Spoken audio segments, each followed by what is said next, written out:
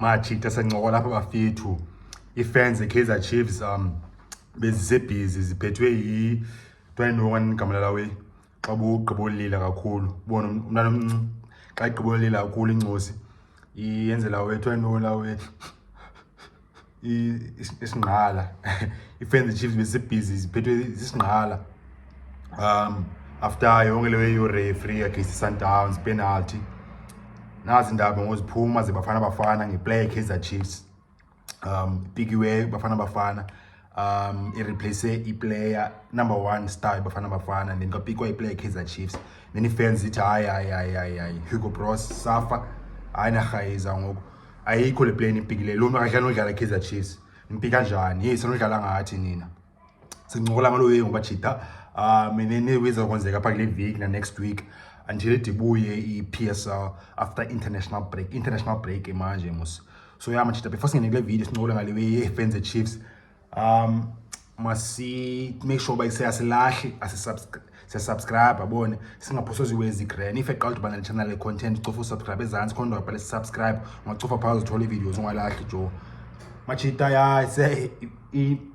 indaba eziqophuma ke ngoku zithi Pestaw uyavutha mostaw ngokwafethu Al-Ahly na 4 goals ki matches i2 for Al-Ahly ne assist ezi2 bepikiwe mos bafana then mchita binguye kuse like bone say main man yethu bone ngaphandle ko even nako Lyle Foster Taw main man phinda wabuya bepikiwe ku squad sodlala kule week na next week against Swaziland ne Ivory Coast friendly. Taw has withdrawn from the squad for personal reasons. What the hell? But yeah, sizenzeke ezwe bafethu especially xa uyi position power. Bone singahlala apha sithi wezini city yaw Taw kwathi mara siyazi grand intoni ezekayo ngaphakathi. Asiyazi intoni enzekileyo between maybe sewuphese Taw no Hugo Bros. Last time uTaw bekhona apha ubesidlala eza match besidlalana ntoni na Namibia asinoyaba kwenza intoni senoba sewuhlamba Hugo Bros uthethe way wrong and wenze wrong phese Taw bone senoba kho way congested kuseTaw ngokusebenzisa ipower yakhe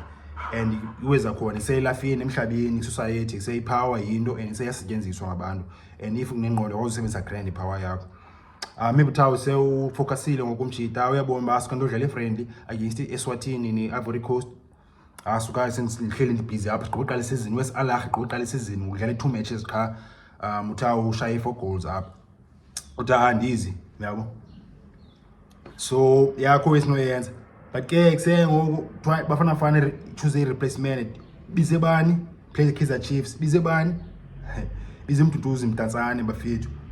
Mdantsane adlali Kaizer Chiefs machita akafumani squad uMduduzi waqala nini start game umqala gqibele ngo-August kanye end of August kanye at the beginning of September I think was September against the Chiefs wadlala Stellenbosch and wakhutshwa phakula game eHlom Stadium Chiefs kuzodlala grand lumshita uDayiring Pulemoti obetha isegoal enswembi wabetha umbane umjito grand ulawe uPulemoti plus no Christian Silo bethi goal khumula ngala night Mduduzi wagqibela ngokudlala against ezinye game ezilandelayo Mduduzi ngangapikwa tujo bekhona igame sebangena substitute umjita but kuse uluze black itimini akadlala grand so far Kaizer Chiefs career yakhe umjita so far but not completely but say umjita has been a flop signing so far Kaizer Chiefs and possibly like bone of the season kuzonke teams umdu saflopile movie yakhe to Kaizer Chiefs but isikhathi sekhona kuse early nengoku nangabizo bafana kuse asingaqhela ngodlala ngathi manzikhiphani andiyazi majita and kuse mina nikhokhela iwe for uba kuse even Hugo Bros ayinguye kuse wenza decision aso ka Hugo Bros siyamazi Hugo Bros unjani manje la Mac ayithenga iskele la Mac and kuse ayizulisi ithetha iwe and isenze iwe ifuna uyenza and believe in about saying Hugo Bros upike umuntu uwenzekayo ne bafana no Hugo Bros under pressure for uba kuse pick players Chiefs jo bi one ngongoku apha ke squad ngongoku before kubiza uMdantsane uzithungo bekupike bangane bekupikwe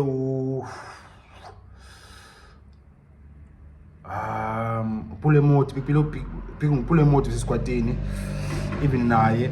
yalaqazisa i selection yakhe big riding usibongiseni imithetho big umthetho nanti usafika Kaizer Chiefs adapter Kaizer Chiefs I think ngale 1 or 2 games but anyways nalapho kuse kuze ubros beko yenza moslewe kuse pick a squad ngoba ngapick players the Chiefs at all and then lo blow yenza indaba like say all over the country all over the news kuse it was dominating headlines ne pressure uba kuse fans the Chiefs kuse zibe zingagcwali zikwatile ba kuse akho landoz play Chiefs up asuza stadium asuza baleni nise bafana ngela in front of empty stadium Orlando Stadium and social media except the Chiefs basanina bafana check ka team le and big players ethu emachita so yeah I said it could be low way and ngoku obviously pressure ngoku by say ikubros nesafa by say amachita anokwazi big squad without he plays the Chiefs and angocacile nathi velile ngoku like